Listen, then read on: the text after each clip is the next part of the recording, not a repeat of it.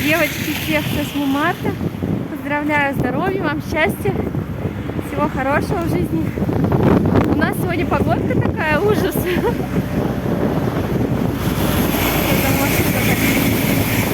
Мы поздравили маму. Идем обратно домой. Ветер, снег, все мокро, скользко. Ужас, короче, что творится. Вот, дорога вся мокрая. Вода идет. Короче, ладно, выключаю, погода ужасная. Вчера ходила покупать себе мукалтин. Он стоит 145 рублей.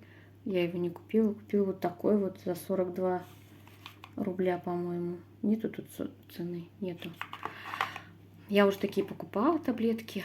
Они, знаете, мама меня научила, их надо пить не просто так, как таблетки обыкновенные, а надо положить в бокал 2 штучки, например, и чуть-чуть воды туда сделать, налить, чтобы они растаяли, а потом уже выпивать.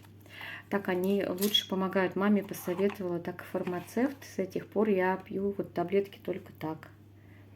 Кстати, вот этими я лечилась. Это мне назначал врач. Но они прикольные вроде как. Их надо пить всего 1 штучку в день. Я уже пропила все 10, но кашель у меня до сих пор остался. Поэтому буду добивать уже свою простуду, долечивать такими таблеточками. Ходили к маме, поздравляли с 8 марта.